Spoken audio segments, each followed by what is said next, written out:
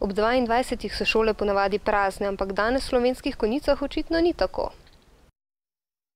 25 učencev je v noč v šoli kar prebralo, zato so se dobro pripravili. Prinesli so si blazine, spalne vreče, naglavne svetilke in seveda knjige ter ugasnili luči. Danes imamo tu noč branja, sem prišla že 4-krat, tu beremo, jemo, spimo, se imamo fajn. Imamo razne igre, pa fajn je, ko lahko dolgo vidiš. Najbolj vztrajni so ob knjigah, ki so jih izbrali sami, uživali kar do 3 zjutraj. Danes tukaj berem knjigo Vampirski sestri. Pritegnilo me je že po slikanicah, pa rada imam pač vampirje. Zakaj?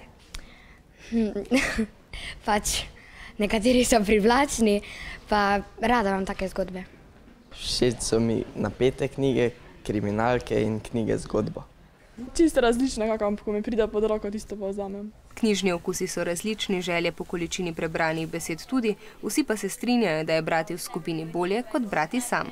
Družbo imam, se lahko tudi pogovarjaš, kakšne pripombe v knjigi poveš. Zanimivo je v glavnem bolj. Branje, pa naj bo v skupini ali na samem, pa ni le zanimivo, ampak tudi pametno početje. Brati je pomembno zato, da se ti razširi besedni zaklad, ter da se veliko novega naučimo. Včasih pa nam knjige pomagajo tudi do sanjskega sveta.